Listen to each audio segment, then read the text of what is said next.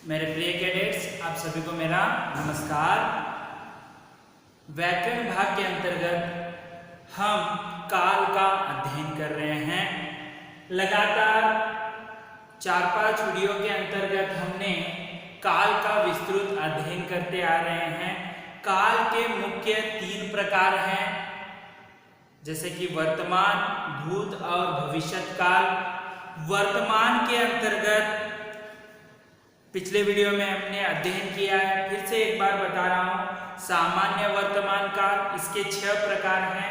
पहला है सामान्य वर्तमान काल, दूसरा है अपूर्ण वर्तमान काल, तीसरा है पूर्ण वर्तमान काल और चौथा है संदिग्ध वर्तमान काल और पांचवा तात्कालिक वर्तमान काल और छठा है संभाव्य वर्तमान काल। उसके बाद हमने जो दूसरा प्रकार है भूतकाल, उसका हमने विस्तृत अध्ययन किया। उसके अंतर्गत कुल मिलाकर 6 प्रकार हैं, जैसे कि सामान्य भूतकाल।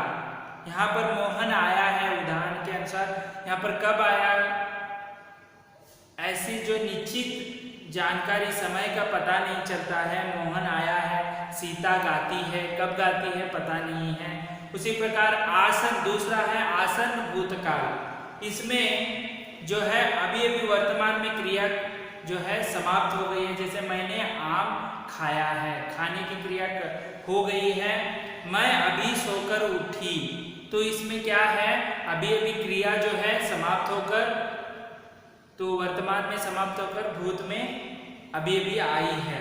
अपूर्ण भूतकाल में जो है पूर्ण इसमें नहीं होता है। जैसे सुरेश गीत गा रहा था, जो गाने की क्रिया अभी चल रही है।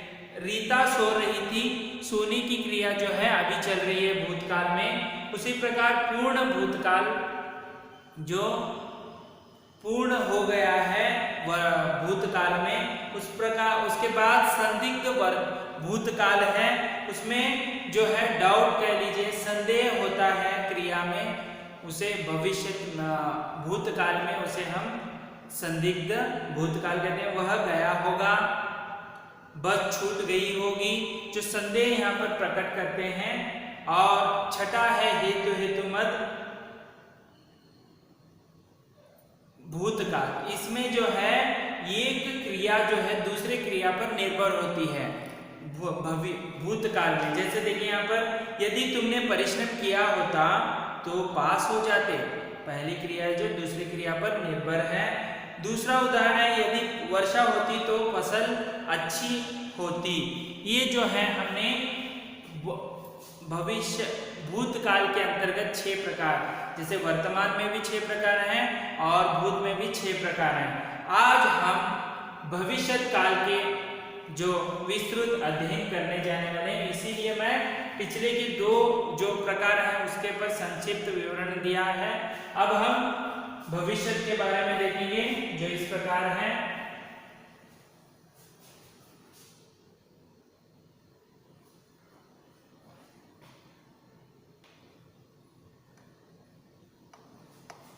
भविष्य काल के कुल मिलाकर यहाँ पर भूतकाल और वर्तमान काल जैसे 6 प्रकार नहीं है, कुल मिलाकर 3 प्रकार हैं, जो इस प्रकार हैं। भविष्य काल के 3 भेद होते हैं, ठीक है, देखेंगे। पहला भेद, पहला है सामान्य भविष्य काल, दूसरा है संभाव्य भविष्य काल और तीसरा है हेतु मध्य विषय, ऐसे भी कह सकते हैं, हेतु मध्य भविष्य काल भी कह सकते हैं। तो भविष्य काल के कुल मिलाकर 3 प्रकार हैं। वर्तमान में 6 हैं, भविष्य भूतकाल में 6 हैं, लेकिन भविष्य काल में 3 प्रकार हैं। तो अब हम सामान्य भविष्य काल के बारे में देखेंगे। सामान्य भविष्य काल, इसकी परिभाषा देखेंगे। तो देखिए परिभाषा, क्रिया के जिस रूप से उसके भविष्य में सामान्य ढंग से होने का पता चलता है, उसे सामान्य भविष्य काल कहते हैं। तो आपको समझ में आया होगी जो सामान्य क्रिया है भविष्य में होने वाली, और यहाँ पर निश्चित जो ज्ञान है ये भी हमें नहीं मिलता है। समय का ज्ञान जो है भविष्य में नहीं मिलता है। देखिए यहाँ पर और भी कुछ बता रहे हैं। इससे यह प्रकट होता है कि क्रिया सामान्यतः भविष्य में होती है। क्रिया जो होती है भविष्य में होती है, आगे, ठीक है, भविष्य यानी आगे का जो पता नहीं है। और यहाँ पर समय का जो है पता भी नहीं होता है, या होने वाला है, अब होने वाला है, कब होने वाला है, ऐसे कुछ भी वहां पर पता नहीं होता। इसे हम सामान्य भविष्य काल कहते हैं। जैसे कि उदाहरण हम देखेंगे। पहला उदाहरण है, बच्चे कैरम बोर्ड खेलेंगे।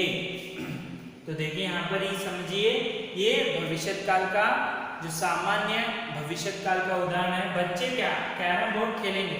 खेलेंगे कब खेलेंगे पता है? नहीं पता है। खेलेंगे कब, तो खेलेंगे, लेकिन खेलेंगे, लेकिन यहाँ पर आपको समय जो है निश्चित ज्ञान नहीं मिल रहा है इस क्रिया में भविष्य में, ठीक है। दूसरा उदाहरण है, वह घर जाएगा। वह घर जाएगा, लेकिन जाएगा कब जाएगा पता नहीं। यहाँ पर आपको निश्चित जो ज्ञान है भविष्य में नहीं मिल रहा है इस वाक्य के दौरान। तीसरा उदाहरण है, दीपक अखबार बेचेगा। अखबार बेचेगा, लेकिन कब, कहाँ, ऐसे कुछ यहाँ पर आपको नहीं मिलता है। समय का पता जो है नहीं मिलता है, इसीलिए यह सामान्य भविष्य काल का उदाहरण है। तो और भी आप ले सकते हैं, जैसे मैं पढ़ूंगा, वह जाएगा, गाड़ी छूटेगी, सीता गाएगी, कब गाएगी, ऐसे कुछ पता नहीं है। आपको समझ में आया होगा। यह 3 वाक्यों में देखिए, उपर्युक्त वाक्यों में क्रियाएं भविष्य में सामान्य रूप से काम के होने की सूचना दे रही हैं। काम के होने की सूचना दे रही हैं, अतः ये सामान्य भविष्य काल की क्रियाएं कहलाते हैं। काम हो रहे हैं, लेकिन कब हो रहा है ये पता नहीं है, निश्चित भी नहीं मिलता है यहाँ पर भविष्य में। तो इस प्रकार सामान्य भविष्य काल का आपने उदाहरण सहित इसका अध्ययन किया। अब हम दूसरा जो प्रकार है, संभाव्य भविष्य काल। संभाव्य है संभावना होने की, यहाँ पर दिखलाता है संभावना। तो इसकी परिभाषा इस प्रकार है, क्रिया के जिस रूप से उसके भविष्य में होने की संभावना का पता चलता है। संभावना, भविष्य में जो होने की, क्रिया का होने की संभावना पता चलता है, डाउट, उसे संभाव्य भविष्य काल कहते हैं। तो उसे ही हम जो है संभाव्य भविष्य काल कहते हैं। हम अभी उदाहरणों के अनुसार इसका अध्ययन करेंगे। उससे पहले देखिए, जिससे भविष्य में किसी कार्य के होने की संभावना हो। तो यहाँ पर क्या बना है, जिससे भविष्य में किसी कार्य की होने की, भविष्य में होना, फ्यूचर में, उसे हम संभाव्य कह सकते हैं। तो उदाहरण देखेंगे इस प्रकार, जैसे देखिए, पहला वाक्य है, शायद चोर पकड़ा जाए। जो है संभाव्य, हम प्रकट कर रहे हैं यहाँ पर कि शायद चोर जो चोरी किया है, तो उसके लिए हम क्या कर रहे हैं, शायद चोर पकड़ा जाए, जल्द से जल्द पकड़ा जाए। ऐसे संभाव्य, संभावता यहाँ पर हम प्रकट कर रहे हैं। दूसरा वाक्य है, परीक्षा में शायद मुझे अच्छे अंक प्राप्त हो। यदि वह अच्छा लिखता है तो वह संभावना जो है गेस कर रहा है कि यहाँ पर परीक्षा में शायद मुझे अच्छे अंक प्राप्त हो, ठीक है। वह सोच रहा है, संभावनाएं बता रहा है कि मैं अच्छे अंक ले सकता हूँ, प्राप्त कर सकता हूँ। तीसरा वाक्य है, हो सकता है कि मैं कल वहां जाऊं।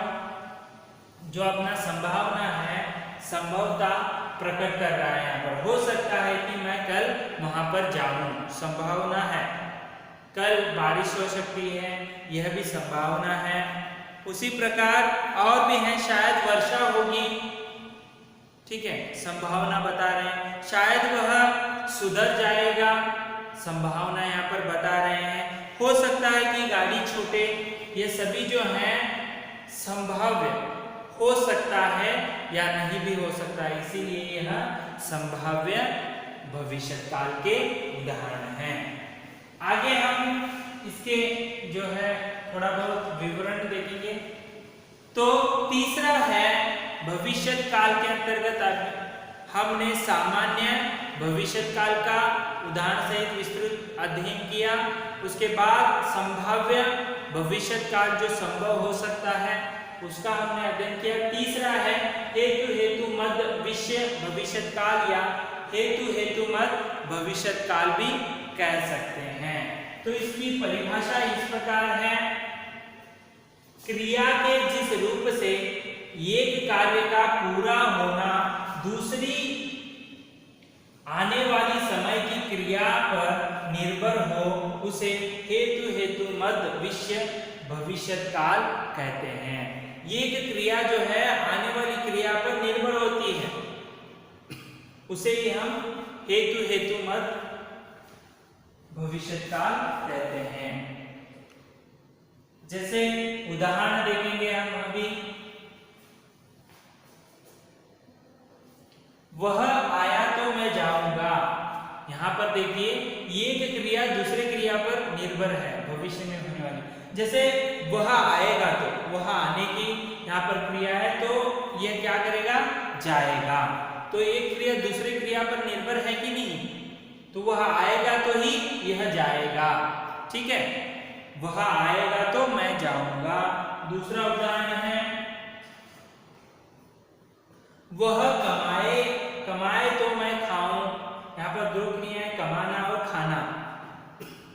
वह कमाएगा तो मैं खाऊंगा, तो एक क्रिया जो है दूसरे क्रिया पर आने वाली, जो यह भविष्य में है, खाऊंगा, जाऊंगा, तो ये पहले कमाएगा तो ही वह खाएगा, ऐसे यह एक क्रिया जो है दूसरे आने वाली क्रिया पर निर्भर होती है।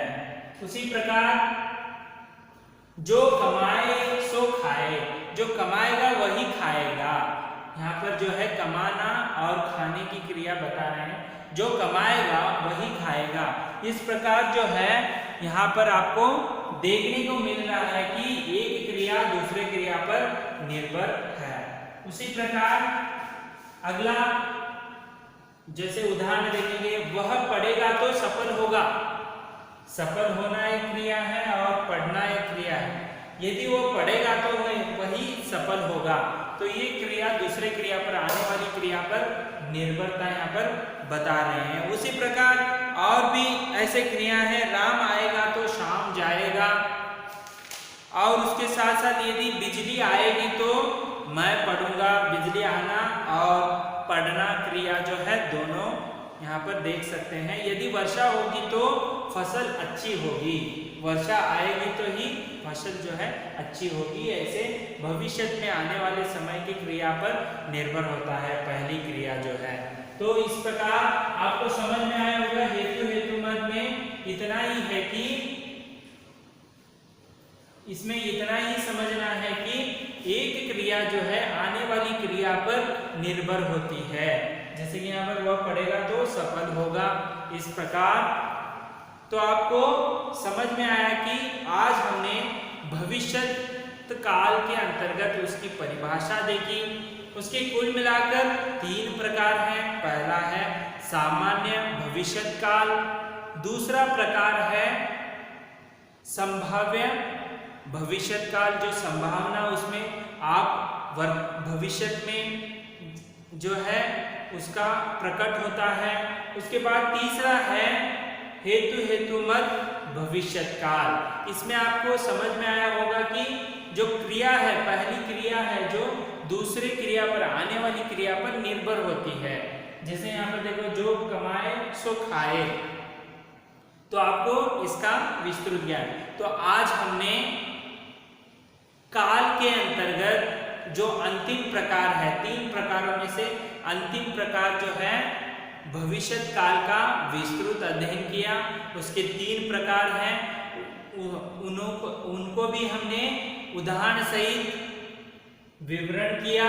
तो आपको जो है काल के बारे में कोई तीनों प्रकार में जो भी बताया जाए, जो वाक्य हो, उसे आपको जो है समझ में आना है कि यह वाक्य किस काल के संदर्भ में है। इस प्रकार आपके लिए गृह कार्य है, भविष्य काल के 3 प्रकार हैं, उनके आपको 5-5 और इसके अलावा 5-5 उदाहरण जो है आपको लिखने हैं वाक्य, ठीक है। काल जैसे सामान्य भविष्य काल के 5 उदाहरण और संभाव्य वर्तमान के भविष्य काल के उदाहरण और हेतुमद भविष्य काल के 5 उदाहरण आपको गृह कार्य के रूप में आपके नोटबुक में लिख कर रखिए। तो इस प्रकार आज हमने विस्तृत भविष्य काल का विस्तृत अध्ययन किया। अगले वीडियो में हम अगले लेसन के साथ फिर से उपस्थित होंगे। तब तक के लिए धन्यवाद। आपका दिन मंगलमय हो।